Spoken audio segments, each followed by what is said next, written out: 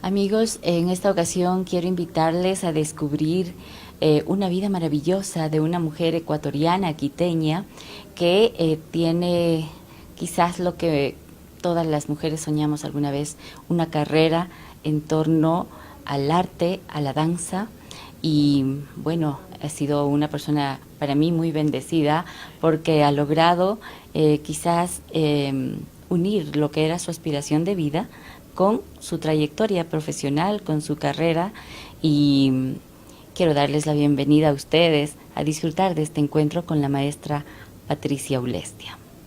Maestra, cuéntenos, ¿cómo es que se inició usted en el arte de la danza?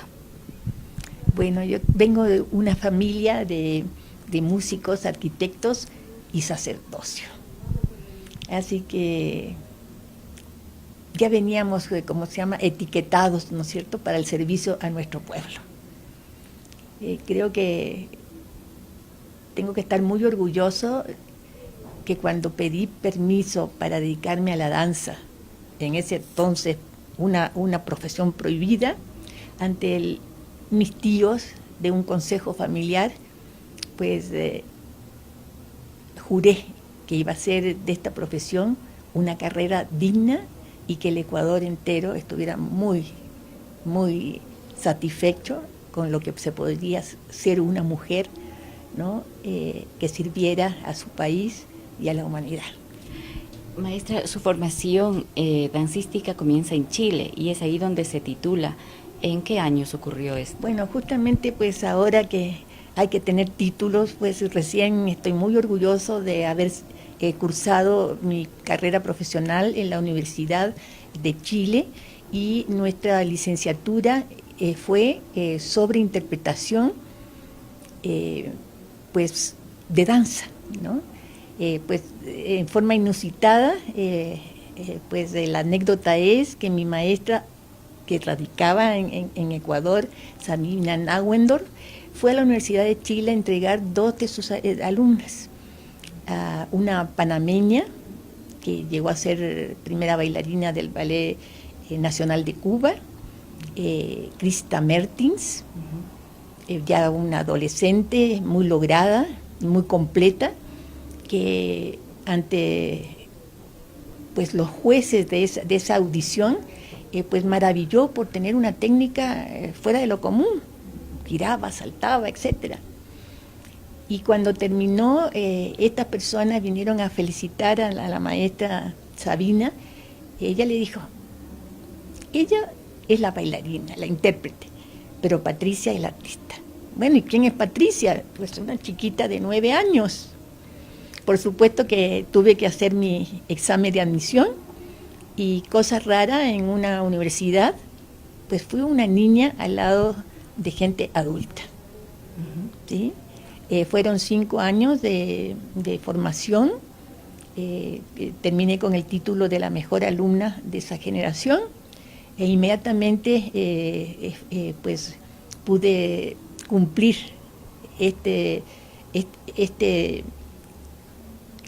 es decir, a nosotros nos daban que teníamos que servir por lo que nos habían dado. Entonces, el R en francés, éramos una alumna que íbamos al Ballet Nacional chileno.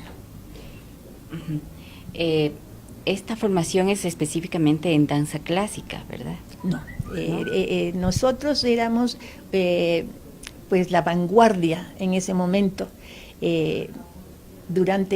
Antes de la guerra, ¿no es cierto?, aparece el expresionismo alemán con una fuerza enorme, y pues huyendo de Hitler, los ballets de Joss comienzan a recorrer el mundo, y tres de sus grandes artistas son contratados por la Universidad de Chile. En primer lugar, Ernest Suthoff, su esposa Lola Vodka y Rudolf Pech. Es así como en 1940-41 se comienza a hacer una formación universitaria con los artistas más destacados de la época. En 1932 la Mesa Verde tiene el Premio de las Naciones con una obra maestra, donde estaba el teórico Rudolf Laban, el pedagogo Sigurd Leder y el coreógrafo Kurt Jooss. Entonces, toda esta herencia llega a Chile. Pero fíjense que una cosa que no está muy definida, no eran enemigos de la danza clásica. Ellos pudieron acoger a Madame Elena Poliakova, primera bailarina de los ballets rusos imperiales, para que nos dieran la formación del ballet clásico. Y es así como en lo personal, pues tuve una formación muy consciente y sobre todo de un cuidado del instrumento que es el cuerpo, que no tuve una lesión durante toda mi vida profesional. Gracias a esa maravillosa maestra de más de 80 años, con unas preciosas piernas, ¿no es cierto?, que nos mostraba a los 80 años cómo tenían que ser las posiciones correctas. Maestra, cuando usted regresa al Ecuador, tiene quizás una meta, un compromiso que nace también de una visión de Martha Graham, otra de sus maestras, y quisiera que nos cuente cómo es que surge este primer grupo folclórico de Setur, me parece. Así es. Y luego el ballet Daquilema.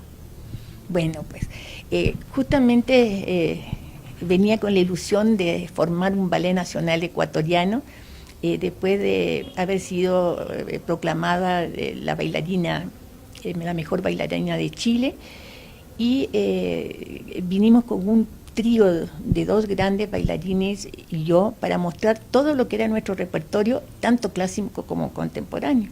Entonces pensábamos que aquí íbamos a poder instituir un ballet nacional ecuatoriano. Sí lo quiero decir porque creo que es una cosa que históricamente no se recuerda. Romeo Castillo, director de la Casa de la Cultura del Guayas, tenía una joya de ballet, que era el Gran Ballet de Guayaquil. Entonces él pensaba que esos bailarines, de donde surge Noral Madera, y nosotros que veníamos desde el sur del continente y que queríamos hacer un lenguaje propio, que tuviera, como se llama, características latinoamericanas, porque era el boom en ese entonces, ¿no? Podía consolidarse en un ballet nacional.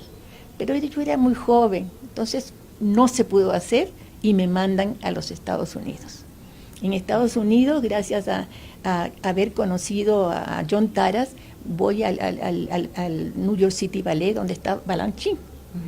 Pero al mismo tiempo mi inquietud de que esa danza expresionista, que era moderna y que estaba admirando el proceso de Martha Graham, tenía que ir a Graham. Ella me da una beca y de 64 a 70, pues yo voy en todos los momentos libres a tener esta beca con la maestra. La maestra estaba pasando en un momento muy difícil y venía a vernos en las tardes nuestros ensayos y le llamé la atención para su compañía, pero en un momento todos los maestros y mis compañeros se quedaron pasmados cuando me da una gran cachetada, ¿no? En una parte que no se puede decir del cuerpo, me dice: tesoro de la naturaleza, tú tienes que volver a tu patria a hacer, pues nacer la danza desde sus raíces.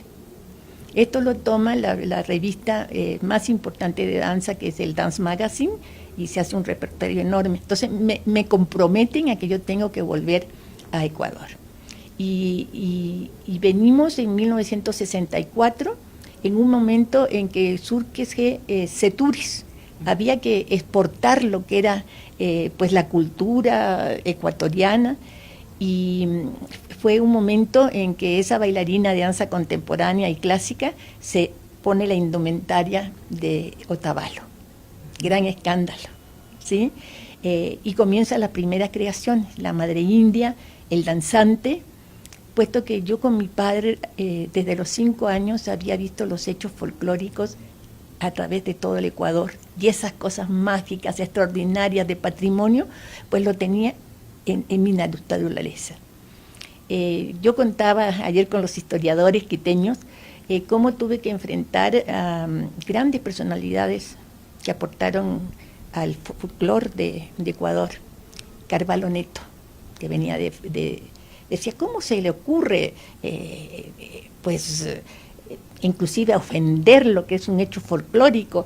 Esta bailarina, ¿no? Y yo decía, bueno, pues que esta bailarina es creadora y puede tener una expresión personal.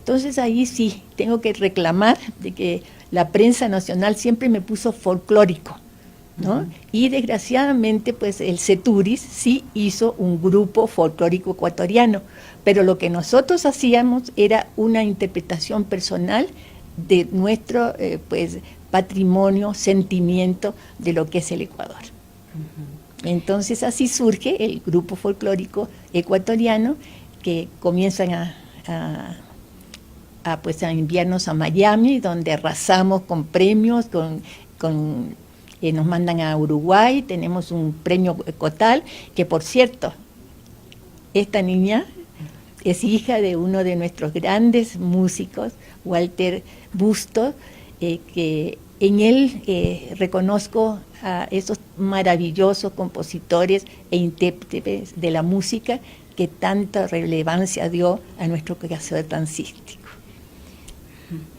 ¿Cuál es la trascendencia social ya con la implementación del ballet Taquilema?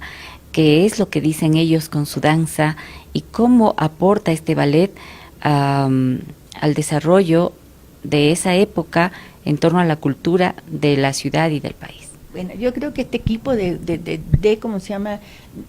creación tan importante, pues tiene una presentación pública en la Casa de Guayasamín, donde es, que yo recuerdo, un primer presidente de la República que está viendo un hecho de danza teatral, Carlos Arosemena. ¿Sí? Sí, Carlos Arosemena. Sí. Y en la prensa, especialmente en eso tengo que ser muy, reconocer mucho a las personalidades de la Casa de la Cultura, que nos dedicaron páginas y páginas en donde se marcó que era el momento en que la danza teatral nacía y que había un antes y después del Taquilema. Uh-huh. Después, tristemente, han pasado tantos años y pues se ha recordado poco. ¿Sí? Bueno, sin embargo, permanece en las memorias, sobre todo de la gente que cultiva este arte. Pero, maestra, sí quisiéramos saber, luego, en su carrera profesional en México, ¿cómo aporta su vivencia en el Ecuador al despliegue de trabajo que usted hace en México? Bueno, pues imagínate, tuvimos la gran oportunidad de ir el 68 a las Olimpiadas Culturales en un momento político muy difícil. Y tenemos la presencia de Benjamín Carrión, que nos presenta ante los medios de comunicación, y después la Organización de Promoción Internacional del Ministerio de Relaciones Exteriores, que nos elige para comenzar la Olimpiada en Tlatelolco, en el momento en que se estaba haciendo la gran matanza y nosotros ahí con Daquilema, ¿no es cierto?, las antorchas. Entonces fue una cosa verdaderamente extraordinaria que nos valió a tener una gira por muchísimos estados, y creo que fue la única medalla de oro que se dio en la Olimpiada. ¿Sí? Por este hecho de que Daquilema estaba siendo el reflejo de nuestra América Latina indomable, ¿no? Siempre, teniendo una propuesta social en un momento que verdaderamente pues tuvimos que levantar con tantos miles de muertos, ¿no? Uh-huh. Y ya en México, maestra, usted da paso al desarrollo no solamente cultural, específico dancístico suyo, sino que también da paso a la formación de escuela y trasciende artísticamente ya en un campo de enseñanza. ¿Podría contarnos sobre esto? Bueno, pues siempre yo creo que mi compromiso con mis maestros era seguir laborando en la formación, en este proceso de enseñanza-aprendizaje entre las nuevas generaciones y estos sabios maestros y me dediqué muchísimo en compartir, inclusive escribir libros sobre ellos, para que no se olviden estos principios básicos de la danza. Y afortunadamente en México me reconocen después de haber estado 6 años en FONAPAS, que fue uno de los extraordinarios momentos de la cultura, dándome la oportunidad de crear el Centro Nacional de Investigación, Documentación e Información de la Danza José Limón. Gracias a eso se ha rescatado la danza, la historia de la danza, desde que llegan los españoles en 1521 hasta la fecha. Y bueno, fui su primera directora fundadora, 10 años, después colegas, 5 extraordinarios colegas que fueron incursionando en otras cosas, y que en este momento tenemos un CENI de danza José Limón, que está ofreciendo una maestría sobre investigación de la danza.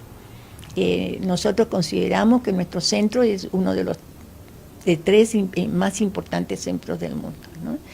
Pensamos que después de la Ópera de París, donde hay un gran centro documental, después de la colección de danza del Lincoln Center, después nosotros en muy pocos años, y que desde el principio dejamos asombrados a la colectividad académica de la danza, que en pocos años se pudo rescatar, pues yo creo que más de 200.000 documentos originales.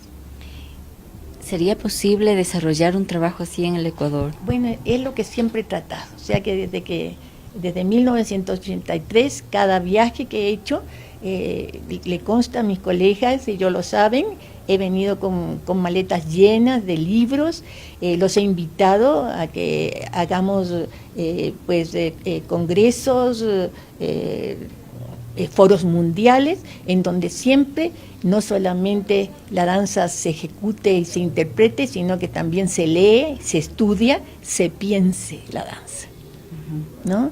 Entonces creo que es un poquito la labor de la comunidad dancística que se resuelva a tener un gran acervo. Te tengo una primicia, ya he terminado, y el Consejo Académico del CENIDI ha aprobado un libro sobre Wilson Pico a raíz de su 50enario, y que al abordar a este personaje tan importante que tenemos en Ecuador, he podido descubrir todo el desarrollo de la danza. Está por ahí en alguna de mis computadoras un pequeño breve diccionario de la danza teatral ecuatoriana. Espero que algún día se pueda, publicar, en donde pues hago el llamado a estos sujetos históricos que son los hacedores de la danza, tengan su documentación lista, que podamos tener una ficha biográfica para enseñársela al mundo, y sobre todo pues para lograr, ojalá, alguna equivalencia de su quehacer, que pueda optar por una licenciatura, una maestría, un doctorado, un PH, porque también la práctica de la experiencia pues es cursar una universidad de la vida. ¿Sí? No solamente los títulos universitarios son valiosos. Yo creo que los maestros de estas universidades tienen que ser los ecuatorianos, y para ello el papelito habla. Desde la Universidad de la Vida, no solo los títulos, no solo los títulos, sino este quehacer que tiene que tener un testimonio, un documento, saber cuántas coreografías han hecho, cuántas clases han impartido, cuántas conferencias, cuántos festivales han creado, etcétera. Afortunadamente yo siento que todas las figuras de la danza pues que se han destacado han tenido un trabajo enorme, prolífero. No quisiera nombrarlos porque todos sabemos quiénes son. Maestra, todavía en el Ecuador el artista, sobre todo en la danza, brinda un espectáculo que podría considerarse gratuito, es decir, no recibe una remuneración por su quehacer. ¿Qué opina usted al respecto? Bueno, hechos son cosas. Desde entre 2004 hemos traído también la filosofía de la Confederación Mundial e Interamericana de Profesionales de Danza. Pues esta idea creada por Rodolfo Solmoirago después de una junta, ¿no?, de lo que éramos en ese momento grandes, Alicia Alonso, como Belén Lobo de Venezuela, como Gloria Castro de Colombia, Malucha Solari de Chile, etcétera, etcétera, etcétera. Esa reunión se hizo en 83. Rodolfo Solmoirago pues hace esta confederación en donde allá no hay estos apoyos que tenemos en Ecuador o en México. ¿Sí? Tiene que ser una autogestión. Entonces, en este momento la Confederación ha crecido, está en todo el continente americano, en África, en Europa, y son aproximados unos 200 eventos entre certámenes que son concursos, que no son concursos, sino que son no uno contra otro, sino consigo mismo, y que se evalúa el trabajo de los maestros y de los coreógrafos, y a los intérpretes se los estimula. Entonces, pues aquí tenemos ya varios concursos de la CIAD, comenzando por los organizados por Guadalupe Chavos en Quito, Loja, Cuenca, y Elena Marich en Guayaquil y también en Santo Domingo, Los Colorados.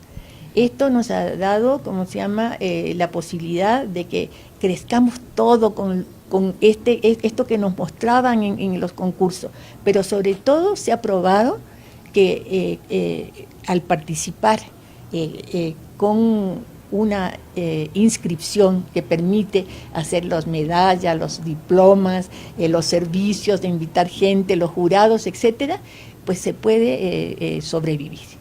Y yo sí pienso que por qué mi compañero plomero no hace nada sin que se le paga. ¿Por qué nosotros tenemos que dar clases gratis que no son valoradas? ¿Por qué tenemos que dar tanta función gratuita? Aunque es un deber del Estado el apoyarlos, también tenemos que hacer que el público valore lo que cuesta esto. ¿Sí? Ustedes afortunadamente tienen pues públicamente los apoyos que se le da a la danza, muy respetables, ¿no?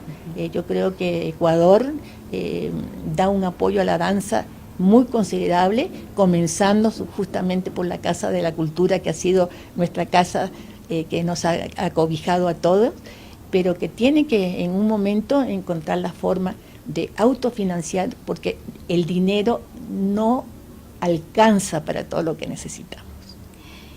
Maestra, quisiera pedirle un mensaje para esa niña que pues está empezando a vivir y despliega su mundo hacia el arte, y específicamente para la danza, y sueña con vestir algún día un tutú y estar en un escenario y recibir quizás el aplauso a su esfuerzo y valorar todo lo que vive dentro de ella. Y quizás hoy es su primer día en una compañía. Entonces, esa niña, ¿a qué podría aspirar? ¿Cuál sería su mensaje para ella? Bueno, que la carrera de la danza es algo extraordinario, que nos da una calidad de vida enorme, que siempre nos invita a ser vigente en el hoy y el ahora, y que no es solamente el estudiar danza o interpretar como bailarina, sino que pueden ser maestras, coreógrafas, investigadoras, administradoras de la danza, y por qué no políticas, ¿no? Como lo soy yo, que yo siento que soy una agitadora comprometida de la danza, empezando por nuestro continente, por nuestro Ecuador, y que estamos al tú con las personas del mundo. Es decir, en mi caso he tenido una profesión que he podido ser la primera presidenta del Comité Internacional de Danza del UNESCO, que ahora soy de honor, y que pues me siento muy orgullosa de que esta carrera es múltiple, ¿no? Y que tiene que, que tener bases académicas. se tiene que leer, se tiene que investigar e investigar para la creación, para la educación, para la difusión. Que viva la danza. Así es, viva la danza.